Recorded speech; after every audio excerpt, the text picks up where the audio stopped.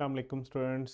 हम अपना chapter 8 income from salary उसमें हमने कुछ ऐसे एक्सपेंडिचर्स या एक्सपेंसेस डिस्कस किए थे जो कि एक गिवन लिस्ट के अंदर हैं जिनको एज डिडक्शन के तौर पे लेने की इजाज़त नहीं है। तो बेसिकली हम एक ऐसी लिस्ट डिस्कस कर रहे हैं जिसके अंदर डिफरेंट एक्सपेंसेस आ रहे हैं और उनको डिडक्ट करने की इजाज़त नहीं है इनकम फ्रॉम बिजनेस में। अच्छा, लास्ट लेक्चर के अंदर हम यहाँ पे थे कि अगर कोई अमाउंट जो कि चली जाए, कैरिड हो जाए रिज़र्व फंड में या कैपिटलाइज्ड हो जाए, कैपिटल फंड में चली जाए किसी भी तरह से, तो उसको भी आप जो है वो एज जो है ना वो एक्सपेंडिचर जो है वो क्लेम नहीं कर सकते अपनी इनकम फ्रॉम बिजनेस की वर्किंग में, या एज डिडक्शन के तौर पे इसको नहीं ले सकते। इसको बहुत ज़्यादा जो है वो समझने की ज़रूरत नहीं है, बस आप ये खाली लाइन याद रखें, तो बहुत ज़्यादा अंडरस्टैंडिंग की ज़रूरत नहीं है, बस आप इसको याद रखिएगा। अच्छा, उसके बाद यहाँ पे हमने लास्ट अपना लेक्चर छोड़ा था। हम बात करेंगे एओपीज़ की। आपको पता है एओपीज़ जो होती हैं उसमें उसकी डेफिनेशन हम डिस्कस कर चुके हैं। जैसे एक फर्म है, उसके डिफरेंट जो है वो पार्टनर्स होंगे, ठीक है? ये एक पार्टनर होगा, फिर एक और पार्टनर होगा एंड सो ऑन। जो है ना वो एक से ज़्यादा पार्टनर्स होंगे इस फर्म के। तो ये पार्टनर मिलके एक फर्म बना रहे होंगे। इन पार्टनर्स को अगर ये फर्म किसी भी फॉर्म के अंदर कुछ पेमेंट करती है, तो इस फर्म के लिए, ये फर्म बेसिकली बिजनेस ही कैरी कर रही है ना, तो ये बिजनेस ही है। इसकी इनकम फ्रॉम बिजनेस में जो भी पेमेंट्स इसके पार्टनर्स को हुई होंगी इस फर्म की तरफ से, उसको एज डिडक्शन के तौर पे लेने की इजाज़त नहीं है। तो ये पॉइंट है।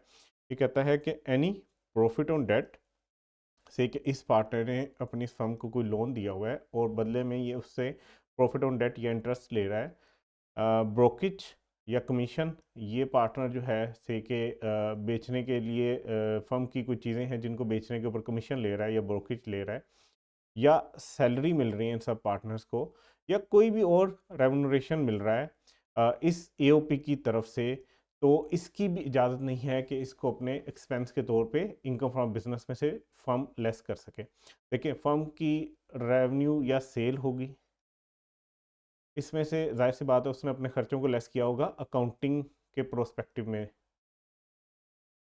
अकाउंटिंग के हिसाब से उसकी से कि हम कहते हैं कि 1000 के जो है ना उसका रेवेन्यू है, इसमें से उसने डिफरेंट चीज़ें लेस की होंगी, से कि उसने सैलरीज पे की होंगी अपने स्टाफ को, और इसके स्टाफ में से अगर उसने अपने पार्टनर्स को भी सैलरी पे की है, या कोई कमीशन पे किया है, या कोई प्रॉफिट ऑन डेट दिया है, तो अकाउंटिंग के हिसाब से तो वो उसको लेस कर रहे होंगे अपने रेवेन्यू में से, और फिर इसके बाद इनका प्रॉफिट आ रहा होगा। लेकिन जब हम टैक्स की वर्किंग कर रहे होंगे, इनकम फ्रॉम बिजनेस की कंपटीशन कर रहे होंगे, तो जो भी पेमेंट अपने पार्टनर को कोई एओपी करेगी, यानी एओपी के हिसाब से अगर हम बात करें तो एसोसिएशन ऑफ मेंबर्स या एसोसिएशन ऑफ पर्सन जो है वो अपने मेंबर्स को कोई भी पेमेंट करे, चाहे वो प्रॉफिट ऑन डेट की फॉर्म में, ब्रोकेज की फॉर्म में, कमीशन की फॉर्म में, सैलरी की फॉर्म में, या कोई और रेमुनरेशन के तौर पे, तो ये एज एक्सपेंस डिडक्ट करने की इजाज़त नहीं है। अच्छा, उसके बाद अब ज़रा थोड़ा सा इसको ध्यान से आपने समझना है, ये इंपॉर्टेंट पॉइंट है। कोई भी बिजनेस है उसकी हम बात करेंगे। कोई भी बिजनेस अगर एक्सपेंडिचर करता है, ठीक है, any expenditure for a transaction paid under a single account head, ठीक है, लाइक हमारी एक, हम कहते हैं कि से एक बिजनेस है जिसका नाम है ABC बिजनेस। ये हमारी कंपनी भी हो सकती है, सोल ट्रेडर भी हो सकता है, सोल प्रोप्राइटरशिप, या कुछ भी आप इसको कह लें, एओपी भी हो सकती है, फर्म भी हो सकती है। ये एक बिजनेस है ABC बिजनेस। इसके डिफरेंट खर्चे होंगे, ठीक है, इसके डिफरेंट एक्सपेंडिचर्स होंगे। कोई भी एक्सपेंडिचर की हम एग्जांपल ले लेते हैं, से के रेंट की हम बात कर लेते हैं। अच्छा, रेंट एक अकाउंट है, ठीक है, यानी कि सिंगल अकाउंट है रेंट, ये एक खर्चा है। अगर रेंट के अगेंस्ट ये इस बिजनेस ने रेंट के, अगर एक हेड के अंदर अगर इस बिजनेस ने से कि एक दफ़ा कैश के साथ जो है वो 1.5 लाख का रेंट पे किया है, फिर कैश के साथ 1.5 लाख का रेंट पे किया है, फिर कैश के साथ जो है वो 1.5 लाख का रेंट पे किया है, तो इस तरीके से ना ये पूरे साल के अंदर हर महीने रेंट पे कर रहे होंगे। तो यहाँ पे बात हो रही है कि any expenditure for a transaction paid under a single account, यानी कि एक लेजर के अंदर अगर कोई भी एक्सपेंडिचर हो रहा है और वो टोटल एक्सपेंडिचर जो है वो बढ़ जाए, एक्सीड कर जाए, किससे, 2,50,000 से, ठीक है, however if the payment is made through the following mode deduction will be allowed. तो यहाँ तक अगर हम बात करें तो वो क्या कह रहा है, हमारा इनकम टैक्स ऑर्डिनेंस कह रहा है कि कोई भी एक्सपेंडिचर जो आप ट्रांजैक्शन की सूरत में करें एक ही हेड के अंदर, यानी एक सिंगल अकाउंट हेड के अंदर, और वो एक्सीड कर जाए 2,50,000 से, तो उसकी इजाज़त नहीं है आपको एज डिडक्शन के तौर पे लेने की। लेकिन फिर वो आगे आपको ये कहता है कि लेकिन अगर आप ये पेमेंट जो है जो 2 लाख से ऊपर चला गया है, जितनी दफ़ा भी आपने बेशक पेमेंट किया, लेकिन एक लेजर के अंदर हो रही है या एक हेड ऑफ अकाउंट के अंदर या एक सिंगल अकाउंट हेड के अंदर आप जितनी भी पेमेंट कर रहे हो, अगर ये 2.5 लाख से बेशक ऊपर चली जाए, लेकिन आपने ये पेमेंट की हो क्रॉस चेक के थ्रू, ठीक है, या क्रॉस बैंक ड्राफ्ट या पे ऑर्डर के थ्रू, ठीक है, any other cross banking instrument के थ्रू, तो फिर आपको इजाज़त मिलेगी। अब ज़रा इसको कंक्लूड करते हैं। हमें इनकम टैक्स ऑर्डिनेंस कह रहा है कि भाई अगर आपकी एक सिंगल अकाउंट ऑफ हेड या कह लें अकाउंट हेड के अंदर, एक सिंगल अकाउंट हेड के अंदर आपकी जो है ना वो पेमेंट एक्सीड कर जाए 2,50,000 से, तो भाई फिर अगर आपने उसको एज एक्सपेंडिचर डिडक्ट करना है इनकम फ्रॉम बिजनेस में, तो उसकी पेमेंट आपने कैसे करनी है, या तो क्रॉस चेक के थ्रू, या क्रॉस बैंक ड्राफ्ट या पे ऑर्डर के थ्रू, या फिर कोई और इंस्ट्रूमेंट ऐसा बनाएं जो क्रॉस बैंकिंग इंस्ट्रूमेंट के तौर पे इस्तेमाल हो रहा और नज़र आए transfer amount from the business bank account to tax payer, जिसको आपने पे किया उसके अकाउंट में भी रिफ्लेक्ट हो रही हो और आपके अकाउंट में भी रिफ्लेक्ट हो रही हो, तो फिर इजाज़त है। अदरवाइज अगर आपने 2,50,000 से ऊपर किसी भी एक सिंगल अकाउंट हेड में खर्चा कर दिया, तो उसकी इजाज़त नहीं होगी। से कि आप कैश में खर्चा कर रहे हो, किसी के अंदर भी कर सकते हो, आप कोई भी एक्सपेंस का हेड ले सकते हो। देखिए आप हम बात कर लेते हैं, आपने ट्रैवलिंग एक्सपेंस की बात कर लेते हैं।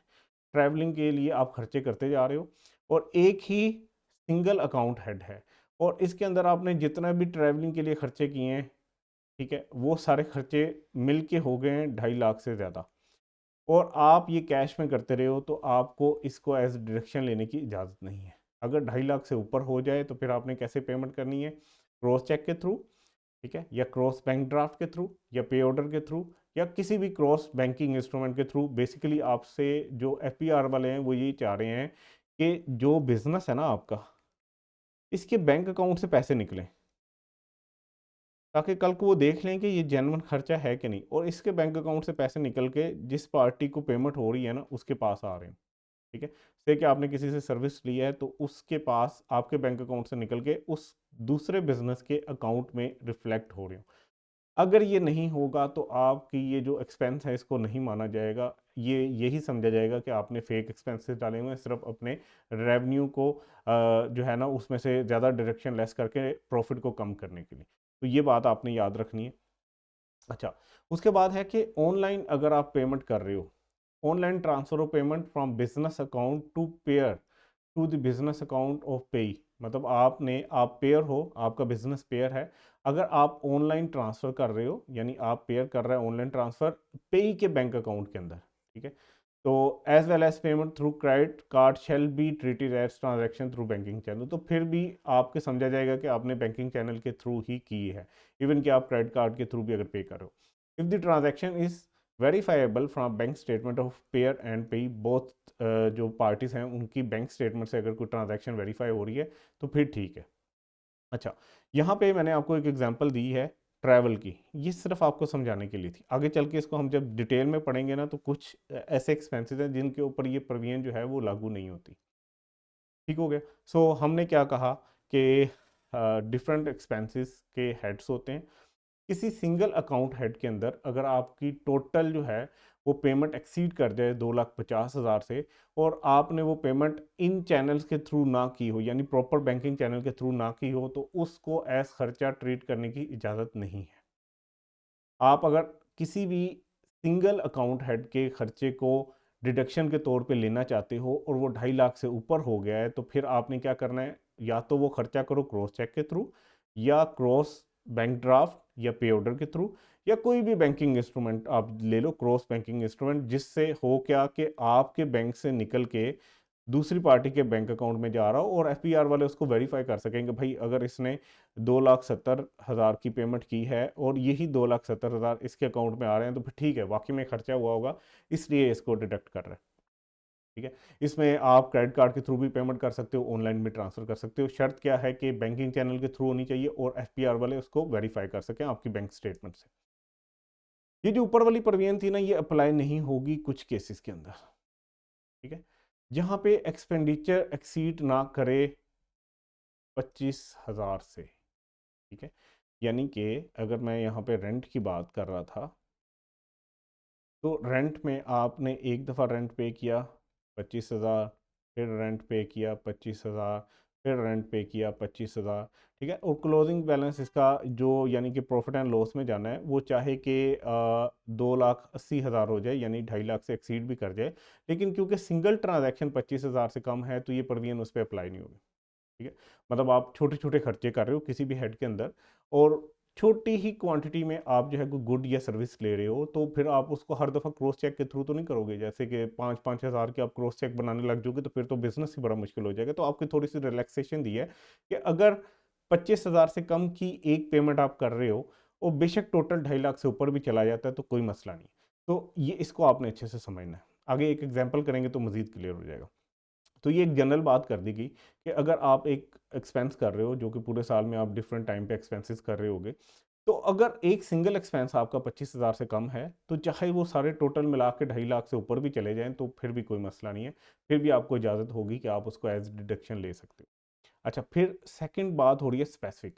कुछ ऐसे खर्चे हैं जिनको क्रॉस चेक या बैंकिंग चैनल के थ्रू शायद करना इतना आसान ना हो, तो आपको थोड़ी सी रिलैक्सेशन दी जा रही है। जैसे यूटिलिटीज़ के बिल हैं, ठीक है, बिजली का बिल, पानी के बिल, लेस्को, वासा, इस तरह जितने भी ये बिल हैं, गैस का, SNGPL, इन सारों के बिल जो हैं ये आप कैश में पे कर सकते हो। चाहे इनका टोटल 2.5 लाख से ऊपर भी हो जाए तो कोई मसला नहीं है, आपको डिडक्शन की इजाज़त होगी। तो ये आपने याद रखना है। यूटिलिटी के बिल्स के ऊपर ये वाली प्रोविजन अप्लाई नहीं होती, ये सेक्शन अप्लाई नहीं होता। अच्छा, फ्रेट चार्जेस, किराए वगैरह। अब आप देखोगे किराए पे आप छोटी छोटी चीज़ें से के बाहर से परचेज़ कर रहे हो, हर दफ़ा रिक्शे वाला आपको वो जो है ना चीज़ डिलीवर करके जाता है, तो आप क्या उसको क्रॉस चेक के थ्रू पेमेंट करोगे या बैंकिंग चैनल के थ्रू पेमेंट करोगे? तो नहीं कर सकते। इसलिए यहाँ पे भी आपको रिलैक्सेशन दी है कि चाहे पूरे साल का खर्चा 2.5 लाख से ऊपर भी हो जाए, लेकिन क्योंकि आपने फ्रेट चार्जेस पे किए हैं, तो ये थोड़ा-सा मुश्किल हो जाता है कि आप बैंकिंग चैनल के थ्रू इसकी पेमेंट करें, तो आपको इजाज़त होगी। ये प्रोविज़न आपके ऊपर अप्लाई नहीं होगी। फिर मैंने पीछे आपको एक एग्ज़ाम्पल ट्रैवल की दी है, लेकिन ट्रैवल को अगर आप सोचें ना, तो ट्रैवल के अगेंस्ट बैंकिंग चैनल के थ्रू पे करना बहुत मुश्किल है। ठीक है, डायरेक्टर ट्रैवल कर रहे हैं, कभी वो मीटिंग पे कराची जा रहे हैं, कभी वो इस्लामाबाद जा रहे हैं, कभी वो पाकिस्तान से बाहर जा रहे हैं, ठीक है, कभी वो रावलपिंडी जा रहे हैं, कभी मुल्तान जा रहे हैं। अब वो कैसे हर दफ़ा जो है वो बैंकिंग चैनल के थ्रू जो है वो ट्रांजैक्शंस करना शुरू कर दें? बहुत मुश्किल होगा। ठीक है, से कि फ़्लाइट ले रहे हैं, तो फिर उनके पास कोई ना कोई और प्रूफ़ तो होगा, चाहे वो बैंकिंग चैनल के थ्रू ना भी कर रहे हो, उनके पास टिकट्स वगैरह तो होंगी। इसी तरह अगर वो पेट्रोल वगैरह डलवा रहे हैं, तो उसके भी आपके पास रिसीट वगैरह होगी पेट्रोल पंप की। सो उसके लिए ज़रूरी नहीं है कि बैंकिंग चैनल आप यूज़ करो या क्रॉस चेक ही यूज़ करो या पे ऑर्डर बनाओ हर दफ़ा छोटी-छोटी अमाउंट का। तो इसमें भी आपको इजाज़त है कि ये प्रोविज़न आपके ऊपर भी अप्लाई नहीं होगी।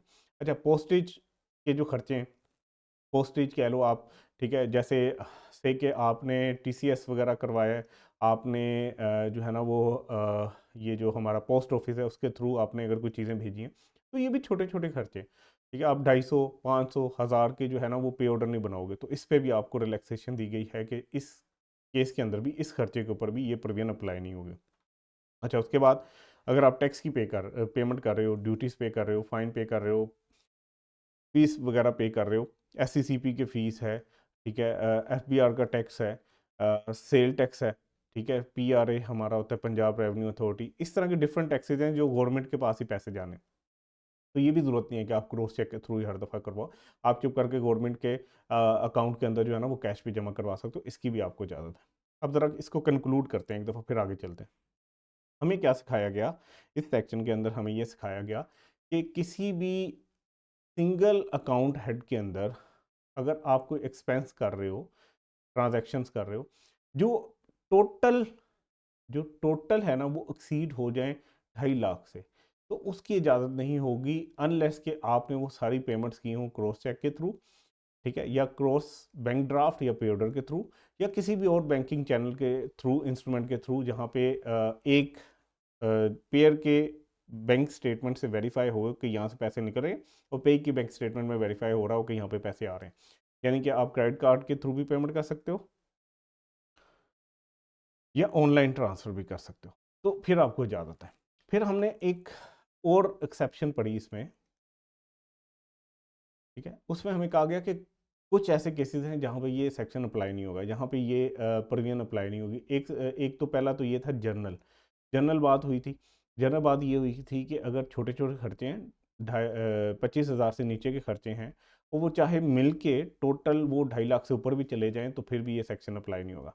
और कुछ जो है ना वो स्पेसिफिक भी हेड्स बता दिए गए कि इनके अंदर अगर आप खर्चे करोगे ना तो फिर टेंशन ना लो, आपको इजाज़त होगी, आप इसको एज़ डिडक्शन ले सकते हो। इनको आपने याद करना है। 1, 2, 3, 4, 5, ये 5 हेड्स हैं जिनके खर्चे चाहे आप कैश में भी कर रहे हो तो आपको मसला नहीं होगा, आपको अलाउ होगा एज़ डिडक्शन। अब एक एग्जांपल करते हैं। A company made all the below नहीं है, अगली स्लाइड पे आ रहा होगा, मेंशन पेमेंट्स इन कैश। एक कंपनी ने कैश में कुछ पेमेंट्स की हैं, अगली स्लाइड पे देखते हैं कौन सी पेमेंट्स हैं। You are required to calculate the amount of deduction which will not be allowed under the head income from business. अब आपने फाइंड आउट क्या करना है कि कौन सी डिडक्शन है जो उनको इजाज़त नहीं होगी कि वो इनकम फ्रॉम बिजनेस में से एज एक्सपेंस के तौर पे ले सकें या उसकी डिडक्शन कर सकें। आप सोचो कि आपके पास एक बिजनेसमैन आया, वो आपको डिफरेंट खर्चे बता रहा है। कहता है कि मैंने कहीं से सुना है कि भाई अगर टोटल 2.5 लाख से ऊपर चला जाए तो हमें जो है वो डिडक्शन अलाउ नहीं होती। ठीक है, तो मुझे ज़रा गाइड करें कि मेरे ये खर्चे हैं, इनमें से कौन सा खर्चा मुझे डिसअलाउ हो रहा है या अलाउ नहीं हो रहा। तो हमारे पास है, एक है रिपेयर एक्सपेंस, फिर एक है रेंट एक्सपेंस, फिर एक है स्टेशनरी का एक्सपेंस, फिर एक है यूटिलिटी का एक्सपेंस। रिपेयर एक्सपेंस की बात करें तो पहली पेमेंट हुई है 18,000 की, फिर 19,000 की, फिर एक हुई है 40,000 की, फिर एक हुई है 10,000 की, फिर एक हुई है 20,000 की, फिर 13,500, 18,000 की, इतनी की पेमेंट हुई है। टोटल जो है वो आपके पास आया 1,38,500। इसकी पहले बात कर लेते हैं, क्या ये एक्सीड हुआ है 2.5 लाख से? इसका टोटल नहीं हुआ, तो ये क्या हमें अलाउ होगा? बिल्कुल अलाउ होगा, ये डिडक्शन हमें अलाउड है। रेंट एक्सपेंस की बात कर लेते हैं। 24,000, 24,000, 24,000, 24,000 एंड सो ऑन 24,000। टोटल जो है वो 2.5 लाख से एक्सीड हो गई है पेमेंट। लेकिन हमने एक एक्सेप्शन पढ़ी थी कि अगर एक सिंगल है जो है ना वो आपकी ट्रांजैक्शन वो 25,000 से कम है तो उसके ऊपर ये सेक्शन अप्लाई नहीं होगा, तो ये भी हमें अलाउड होगी। ठीक है, फिर हम बात कर लेते हैं स्टेशनरी एक्सपेंस की। 42,000, 33,000, 40,000, 24,000, 34,000, 36,000, 43,000, टोटल है 2,58,000। 2.5 लाख से एक्सीड कर गया? बिल्कुल कर गया। सिंगल ट्रांजैक्शंस देखिए, 25,000 से ऊपर ट्रांजैक्शंस हैं, ये भी 25 से ऊपर है, ये भी 25 से ऊपर है, ये भी 25 से ऊपर है, ये नहीं है 25 से ऊपर, ये भी 25 से ऊपर है, ये भी 25 से ऊपर है, ये भी 25 से ऊपर है। तो इसमें हमें जो है ना वो डिडक्शन अलाउ नहीं होगी, सिर्फ डिडक्शन इसकी अलाउ होगी क्योंकि ये 25,000 से कम थी, तो आप इसको चेक के थ्रू, ज़रूरी नहीं था आप इसको पे करते। अच्छा, उसके बाद यूटिलिटी की बात कर लेते हैं। तो इसकी अमाउंट देखें, सारी ही 25,000 से भी ज़्यादा है और टोटल भी 2.5 लाख से ज़्यादा है। लेकिन मसला ये है कि एक इसकी एक्सेप्शन थी इस सेक्शन की, और वो एक्सेप्शन ये कहती थी कि यूटिलिटीज़ वाला एक स्पेसिफिक हेड है जिसके ऊपर ये प्रोविजन अप्लाई नहीं होती। तो चाहे 2.5 लाख से ऊपर हो जाए, चाहे सिंगल ट्रांजैक्शन 25,000 से ऊपर हो जाए, स्टिल ये आपको इजाज़त होगी कि आप इसको एज डिडक्शन के तौर पे ले सकते हो। तो इस पूरे क्वेश्चन के अंदर एक ये वाला हेड था जिसके अंदर से आपको ना तो 42,000 अलाउ होगा, ना 33,000, ना 46,000, ना 34,000, ना 36,000, ना 43,000। यानी कि टोटल आपका खर्चा इस हेड के अंदर हुआ था 2,58,000, जिसमें से एक ट्रांजैक्शन ऐसी थी जो 24,000 की थी, 25,000 से नीचे थी, उसको डिडक्ट करने की इजाज़त होगी। बाकी सारी ट्रांजैक्शन तो आपको डिसअलाउ हो जाएंगी, ये आप एज एक्सपेंस के तौर पे डिडक्शन नहीं कर सकोगे। अच्छा, फिर ये वाला सेक्शन भी बहुत इंपॉर्टेंट है, इसको भी आपने बहुत अच्छे से करना है। यहाँ पे कहा जा रहा है कि any salary paid exceeding 32,000 per month, यानी कि आपके पास बिजनेस अगर आप कर रहे हो तो आपके पास डिफरेंट स्टाफ मेंबर्स होंगे, डिफरेंट एम्प्लॉयज़ होंगे, उनको आप सैलरी पे कर रहे होगे।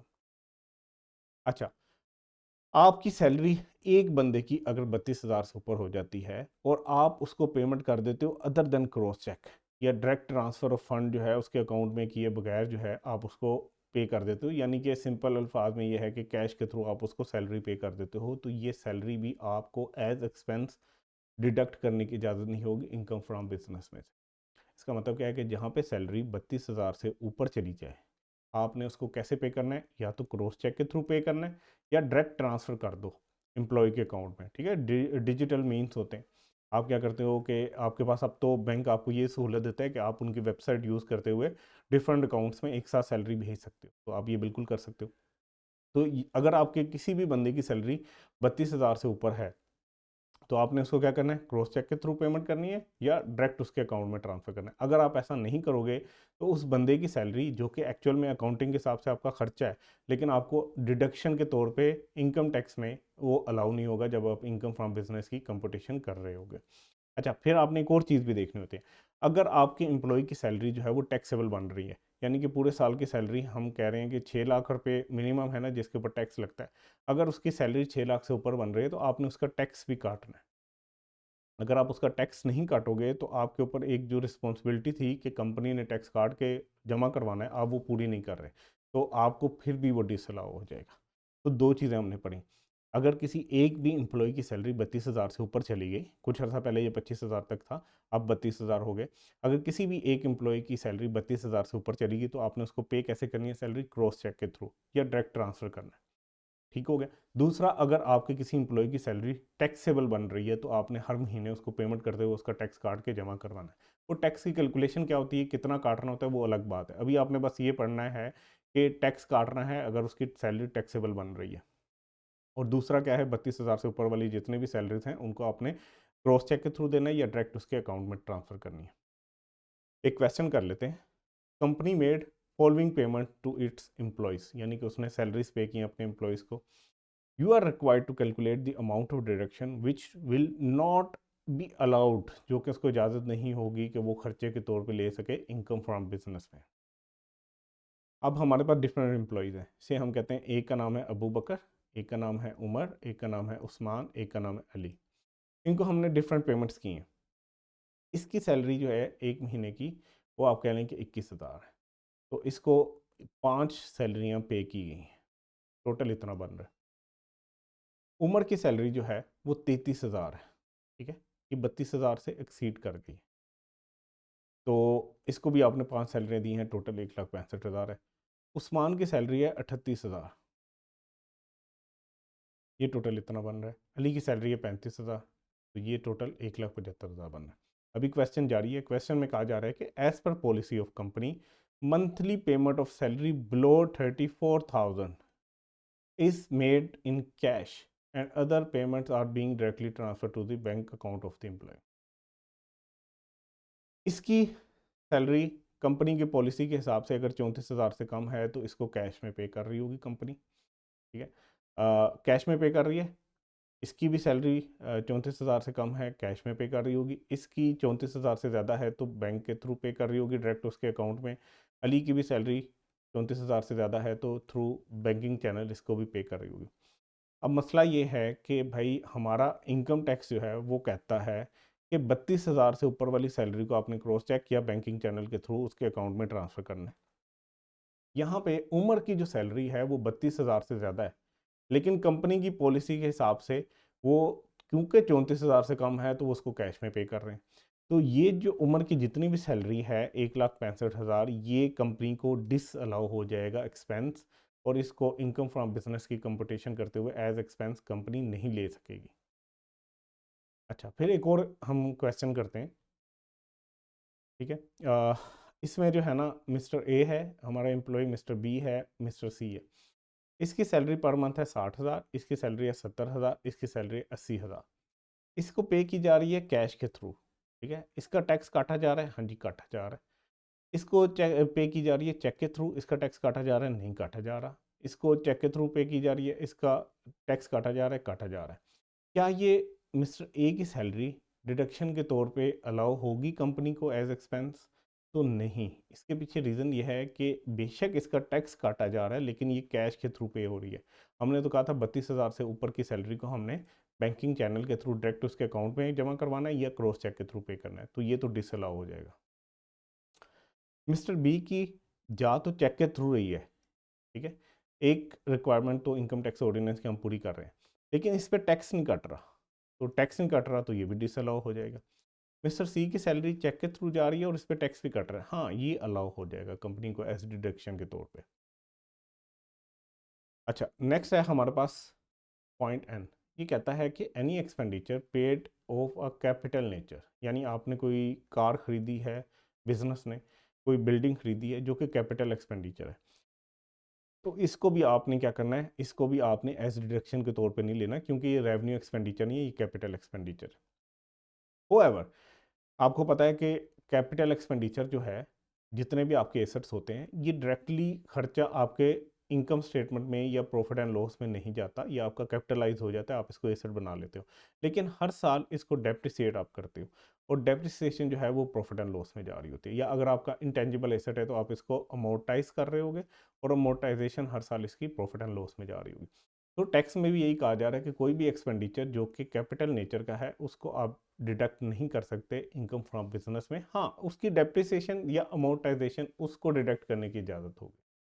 तो यहाँ पे काफ़ी हद तक अकाउंटिंग के साथ हम इनकम टैक्स में भी मैच कर रहे हैं। आगे चल के थोड़ा सा इसमें डिफरेंस आता है कि डेप्रिसिएशन अकाउंटिंग में और तरीके से कैलकुलेट कर रहे होगे और उसका रेट होगा, टैक्स के अंदर हो सकता है और रेट हो, तो उसकी वजह से थोड़ा सा फ़र्क आ सकता है। नेक्स्ट पॉइंट है हमारे पास इसमें कहा जा रहा है कि any expenditure in respect of sale, promotion, advertisement and publicity exceeding 10% of turnover paid by pharmaceutical manufacturers, तो उनको इजाज़त नहीं है। मतलब फार्मास्यूटिकल मैन्युफैक्चरर्स होते हैं ना, ये बहुत ज़्यादा खर्चा कर रहे होते हैं अपने एडवर्टाइजमेंट के ऊपर, अपनी चीज़ को बेचने के लिए बहुत ज़्यादा खर्चा कर रहे होते हैं, सेल प्रमोशन बहुत ज़्यादा कर रहे होंगे, पब्लिसिटी बहुत ज़्यादा कर रहे होंगे। इनको कहा जा रहा है कि भाई जितनी मर्जी पब्लिसिटी करो, आपने जो आपका टर्नओवर यानी आपकी जो सेल है ना, उसके 10% से हमेशा कम करना है ये खर्चा। अगर उससे ज़्यादा आपने खर्चा किया ना, तो वो आपको इजाज़त नहीं होगी डिडक्ट करने की एज एक्सपेंडिचर। एग्जाम्पल कर लेते हैं, मिस्टर अंजम है, इसकी फार्मास्यूटिकल मैन्युफैक्चरिंग का बिजनेस है, ठीक है, ये फार्मास्यूटिकल मैन्युफैक्चर है, इसने आपको कुछ डिटेल प्रोवाइड किया, इसने कहा है मेरी जो सेल है ना, उससे कि वो 5,000 की है, मैंने एडवर्टाइजमेंट पे खर्चा कर लिया 800 का, और मैंने सैलरीज पे कर दी है 900 की, तो टोटल आप इसका प्रॉफिट अगर निकालें अकाउंटिंग के हिसाब से, तो इसकी सेल माइनस ये दो खर्चे, तो इसके पास प्रॉफिट आ रहा है 3,300। अब आपने इसकी इनकम कैलकुलेट करनी है टैक्स ईयर 2020 की, ठीक है, और ये आपने अब basically income from business calculate करनी है, और दो तरीक़ों से आपने करनी है, एक आपने सेल से स्टार्ट करना है और एक आपने रिवर्स वर्किंग करनी है प्रॉफिट से। तो इसको ज़रा देखते हैं। अगर हम सेल से बात करें स्टार्ट, तो सेल से बेसिकली हम कर क्या रहे हैं, हम बिल्कुल जिस तरह अकाउंटिंग में अपना जो है ना वो प्रॉफिट एंड लॉस स्टेटमेंट बनाते हैं या इनकम स्टेटमेंट बनाते हैं, वैसे ही हम कर रहे हैं, क्योंकि हम सेल से स्टार्ट कर रहे हैं। इस क्वेश्चन के मुताबिक उसकी सेल थी 5,000, ठीक है, और उसकी एडवर्टाइजमेंट जो थी, अगर क्वेश्चन में देखें तो वो उसने एडवर्टाइजमेंट की है 800 की, लेकिन जब हम टैक्स में उसकी एडवर्टाइजमेंट का खर्चा लेस करेंगे ना, तो वो हम करेंगे इस वर्किंग के तहत, वर्किंग वन के तहत। वर्किंग वन में हम देखेंगे कि हमें एडवर्टाइजमेंट का खर्चा कहाँ तक अलाउड है कि उसको एज डिडक्शन के तौर पे ले सके, तो हमने कंपेयर करना है एक्चुअल को जो कि 800 है, और 10% ऑफ सेल, यानी 5,000 की जो सेल हुई है इसका 10% लेके देखें वो कितना है, वो बनता है 500। तो इसको इजाज़त है 500 तक डिडक्शन लेने की, 10% से ऊपर जितने भी ये खर्चा करेगा एडवर्टाइजमेंट, प्रमोशन और पब्लिसिटी पे, वो इसको डिसअलाउ हो जाएगा। तो यहाँ पे जब हम टैक्स के हिसाब से इसका प्रॉफिट एंड लॉस बना रहे हैं या इनकम फ्रॉम बिजनेस कैलकुलेट कर रहे हैं, तो हमने एडवर्टाइजमेंट के खर्चे में कितना लिखना है, 500 लिखना है, जो कि इसकी जो सेल है उसका 10% है। ठीक है, इसी क्वेश्चन को मैं थोड़ा सा चेंज करता हूँ, अगर इसने एक्चुअल जो है वो खर्चा किया होता 300 का, और इसका 10% ऑफ 5,000 जो था वो बन रहा था 500, तो फिर इसको कितने की इजाज़त होती एक्चुअल लेस करने की, यहाँ पे फिर हम 300 लिख रहे होते। अच्छा, सैलरी के बारे में क्योंकि इन्फॉर्मेशन नहीं है कि इसने क्रॉस चेक के थ्रू पे की है, डायरेक्ट एम्प्लॉयज़ के अकाउंट में पे की है, या इसको किसकी सैलरी कितने की थी तो उसके ऊपर इसने टैक्स काटा है कि नहीं काटा, सो इसमें हम इसको सारे को ही लेस कर देंगे। तो अब इसका देखें टैक्स के हिसाब से, अगर हम देखें ना कि इसकी इनकम फ्रॉम बिजनेस कितनी है, इसका प्रॉफिट कितना निकल रहा है, वो है 3,600। जब हम इधर निकाल रहे थे काउंटिंग के हिसाब से, जो हमें उसने दिया था, डाटा प्रोवाइड किया था अंजुम ने, या हमें जो क्वेश्चन में गिवन था उस हिसाब से इसका प्रॉफिट था 3,300। तो अगर अकाउंटिंग के हिसाब से वो टैक्स देता तो उसको कम टैक्स देना पड़ना था क्योंकि प्रॉफिट कम था, लेकिन टैक्स के हिसाब से उसका प्रॉफिट बन रहा है 3,600, उसको ज़्यादा टैक्स देना पड़ेगा। क्यों? उसके पीछे रीज़न थी कि उसको, उसने एक 800 का खर्चा किया था एडवर्टाइजमेंट में और उसको अलाउ हुआ है 500 का, तो 300 का खर्चा यहाँ से उसको कम अलाउ हुआ है, जिसकी वजह से उसका प्रॉफिट बढ़ गया 300 से। अच्छा, ये मेथड आपने बहुत अच्छे से समझना है। वहाँ पे तो हम सिंपल सेल से ही स्टार्ट करते थे, उसमें से खर्चे लेस करते थे और प्रॉफिट पे पहुँचते थे। यहाँ पे हम क्या कर रहे हैं? यहाँ पे हम प्रॉफिट ले रहे हैं जो अकाउंटिंग वाला है, ठीक है, जो उसने हमें प्रोवाइड किया। हमने 3,300 ही प्रॉफिट लिया जो क्वेश्चन में हमें गिवन था, ये वाला। इसमें से हमने क्या किया? हमने कहा कि एक एक्सपेंस ऐसा है जो कि एडवर्टाइजमेंट का है, जिसके ऊपर उसको डिसअलाउ किया जा सकता है कुछ खर्चा। और वो डिसअलाउ कैसे किया जाता है? वर्किंग वन के तहत। वर्किंग वन में हमने कहा था कि एक्चुअल उसका खर्चा हुआ है 800 का, और उसको इजाज़त है कि मैक्सिमम वो कितना कर सकता है? 10% ऑफ सेल, तो वो बन रहा है 500। इसका मतलब यह है कि इन दोनों का डिफरेंस कितना है? 300 जो उसको डिसअलाउ होना है। तो अगर मैं अकाउंटिंग वाले प्रॉफिट में ये 300 ऐड कर दूं जो मुझे डिसअलाउ हुआ है, जो कि पहले मैंने अकाउंटिंग का प्रॉफिट निकालते हुए इसको इसमें से लेस किया होगा, दोबारा इसको ऐड बैक कर दूं, तो मेरे पास अब जो इनकम फ्रॉम बिजनेस या टैक्स का जो प्रॉफिट आ रहा है वो आ रहा है 3,600। ठीक है, वो बढ़ गया, जितना डिसअलाउ हुआ था वो हमने ऐड बैक कर दिया। तो ये तरीका आपने अच्छे से समझना है।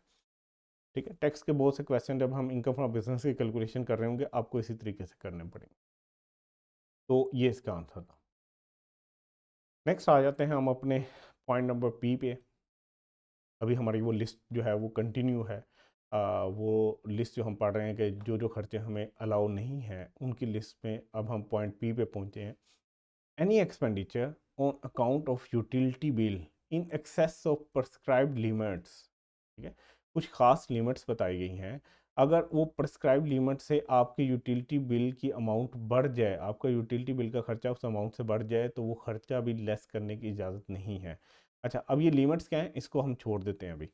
ठीक है, जब हम ये पढ़ेंगे तो तब होगा। अभी बस आपने याद रखना है कि कुछ खास लिमिट बताई गई हैं यूटिलिटी बिल्स के ऊपर। अगर एक्सपेंडिचर उससे एक्सीड कर जाए तो वो डिसअलाउ हो जाएगा। ठीक है, उसके बाद ये पॉइंट भी अभी हमने, क्योंकि सेल टैक्स एक्ट नहीं पढ़ा, तो ये पॉइंट भी आपको शायद अच्छे से समझ ना आए, थोड़ा सा डिस्कस कर लेते हैं। जब हम सेल टैक्स पढ़ लेंगे तो दोबारा इस पॉइंट के ऊपर आएंगे इंशाल्लाह, तब आपको बेहतर समझ आएगा। तो पॉइंट क्यू के अंदर कहा जा रहा है कि any expenditure of industrial undertaking. Industrial undertaking की हमने डेफिनेशन पढ़ चुके हैं। ठीक है, तो इंडस्ट्रियल अंडरटेकिंग अगर कोई भी है वो एक्सपेंडिचर करती है for sales made to person who is not registered under sale tax. मतलब आप एक बंदे को, आपकी इंडस्ट्रियल अंडरटेकिंग है और आप एक बंदे को सेल कर रहे हो और वो बंदा जो है वो सेल टैक्स में रजिस्टर्ड नहीं है, तो फिर आपने एक फार्मूला यूज़ करना है। वो फार्मूला है ए ओवर बी मल्टीप्लाई बाय सी। यानी कि यहाँ पे ए है डिडक्शन क्लेम्ड जो आप क्लेम करना चाह रहे थे, बी है turnover for the tax year and C is sales. ठीक है, अच्छा ये एक्सक्लूसिव एक्सक्लूसिव लेनी है आपने सेल टैक्स और फेडरल एक्साइज ड्यूटी के। ठीक है, तो उसके बाद आपको जो है ना वो डिसअलाउ हो जाएगा। खैर इसको हम, मैं अभी आपको करवाऊंगा भी ना तो आप कंफ्यूज हो गए, तो इसको भी हम छोड़ देते हैं, सेल टैक्स के बाद इसको करेंगे, फिर ये हम क्वेश्चन भी कर लेंगे इसका।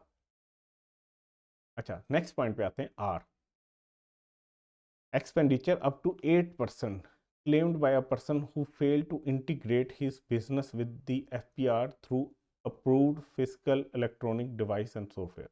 आप, हमने ये पढ़ा था कि कुछ सिस्टम इंटीग्रेट हो जाते हैं एफपीआर के सिस्टम के साथ। आपको ना कुछ लोगों को ऐसे सॉफ्टवेयर लगाने पड़ते हैं जो डायरेक्टली एफपीआर के सिस्टम के साथ जुड़े हुए होते हैं। मतलब आप जब भी कोई सेल करोगे ना तो एफपीआर को पता चल जाता है कि इस बंदे ने इतनी सेल की है। तो अगर उस बंदे ने अपना ये जो है ना सिस्टम जो भी था उसका, उसको जो है वो इंटीग्रेट नहीं करवाया हुआ, तो expenditure up to 8% claimed by the person, तो उसने जो एक्सपेंडिचर क्लेम किया होगा उसका 8% जो है वो उसको डिसअलाउ हो जाएगा अगर वो फेल हो जाता है अपना सिस्टम इंटीग्रेट करने में एफपीआर के साथ।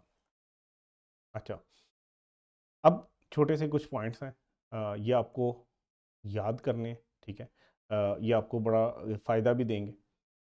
Following amounts if included in expense are not allowed by tax authorities. कहा जा रहा है कि ये कुछ खर्चे हैं जो हम लिस्ट पढ़ने जा रहे हैं, ये अगर आप एक्सपेंस के तौर पे लोगे तो आपको टैक्स अथॉरिटीज जो हैं वो अलाउ नहीं करेंगी इनको एज डिडक्शन। नंबर 1 है अकाउंटिंग डेप्रिसिएशन, ठीक है, accounting amortisation, accounting loss on sale of asset और इम्पेयरमेंट लॉस या रिवैल्यूएशन लॉस। ये जितने भी फिक्स एसेट से रिलेटेड चीज़ें हैं अकाउंटिंग के हिसाब से,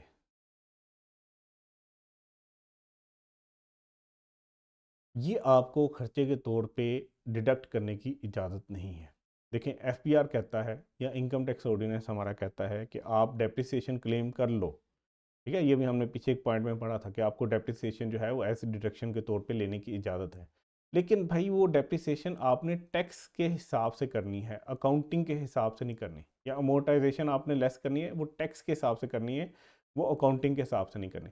या आपने कोई current sorry non current asset जो है आपने सेल किया है, जैसे आपने गाड़ी बेची है या कोई बिल्डिंग बेची है, तो उसके ऊपर अगर आपको लॉस हुआ है तो भाई वो लॉस जो आपने निकालना है ना, वो टैक्स के हिसाब से निकालना है। ये कैसे निकालते हैं ये आगे चल के हम सीखेंगे। आपने अकाउंटिंग के हिसाब से वो नहीं लेना। तो ये हमें बताया गया है कि कुछ चीज़ें हैं जिसमें अकाउंटिंग डेप्रिसिएशन है, अकाउंटिंग अमोर्टाइजेशन है, accounting loss on sale of asset है, इम्पेयरमेंट लॉस है और रिवैल्यूएशन लॉस है। ये आपने अकाउंटिंग के हिसाब से नहीं लेने एज डिडक्शन। अच्छा, फिर अगर किसी ने कोई गाड़ी या कोई बिल्डिंग लीज़ करवाई हुई है बैंक से या लीजिंग कंपनी से, तो वो लेस ही होगा। अच्छा, वो कुछ सिक्योरिटी डिपॉजिट भी करवाता है। ठीक है, आप बैंक के पास गए हो, आपने कहा कि मैं गाड़ी लीज़ करवाना चाहता हूँ अपने बिज़नेस के नाम पे, तो आपको बैंक ने कहा ठीक है भाई, हम आपको गाड़ी लीज़ करके देते हैं, लेकिन हमें कुछ स्टार्ट में ना सिक्योरिटी डिपॉजिट जमा करवाओ, 10% 20% जितने की वो गाड़ी की बन रही है अमाउंट। अगर वो आपने जमा करवाया है तो ये सिक्योरिटी डिपॉजिट भी आपको अलाउ नहीं होगा कि आप खर्चे के तौर पे लेस कर सको। अच्छा, फिर आप समटाइम क्या करते हो, यूटिलिटीज़ कंपनी जैसे वापडा है, एसएनजीपीएल है, ठीक है, वासा है, इनको ना जब आप कनेक्शन वगैरह लगा रहे होते हो ना, तो आप इनको कोई सिक्योरिटी डिपॉजिट करवाते हो कार्ड में, ठीक है। ये भी अगर आपने पे की हुई है तो इसको भी आप एज एक्सपेंस जो है वो डिडक्ट नहीं कर सकते। फिर अगर आपने चैरिटी की है, ठीक है, कोई खैरात की है और वो सेक्शन 61 के अंदर है, इसकी भी आपको एज डिडक्शन इजाज़त नहीं होगी कि आप इसको खर्चे के तौर पे लेस करो अपने इनकम फ्रॉम बिजनेस में। हाँ, इसका आपको टैक्स क्रेडिट मिल जाएगा क्योंकि ये सेक्शन 61 के तहत आपने किया। टैक्स क्रेडिट मिल जाएगा लेकिन आप इसको डिडक्शन के तौर पे इनकम फ्रॉम बिजनेस में से लेस नहीं कर सकोगे। अच्छा, फिर अगर आपने चैरिटी या ज़कात पे की है किसी गरीब ख़ानदान को या भीख माँगने वाले को, तो भाई इसको एफईआर नहीं मानता कि भाई पता नहीं आपने दिए भी हैं कि अपनी जेब में डाली हैं, ये भी इजाज़त नहीं होगी एज एक्सपेंस लेस करने की। अच्छा, फिर आपने अगर परचेज़ किया इंटेंजिबल या टेंजिबल एसेट, ठीक है, इसको भी आपको एज एक्सपेंस जो है ना वो लेस करने की इजाज़त नहीं है क्योंकि ये कैपिटल एक्सपेंडिचर है। तो ये तो आपका एसेट है, इसको आप एज एक्सपेंस नहीं ले सकते। हाँ, टैक्स के हिसाब से आपको इनिशियल अलाउंस या टैक्स डेप्रिसिएशन मिलेगी, इनके हिसाब से या टैक्स अमोर्टाइजेशन मिलेगी, वो आप क्लेम कर लेना। वो कैसे कैलकुलेट होती है वो आगे चल के हम सीखेंगे।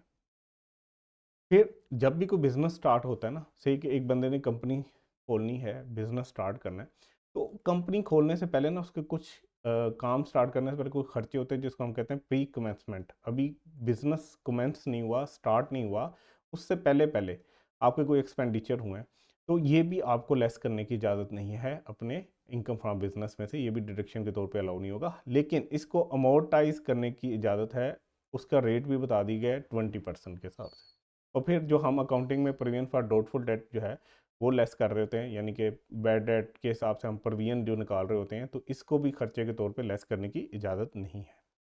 अच्छा, चलें इंशाल्लाह नेक्स्ट लेक्चर में ना हम इस सारे जो है ना वो डिडक्शन जो कि अलाउड हैं या नहीं अलाउड, इसको एक समरी की सूरत में डिस्कस करेंगे।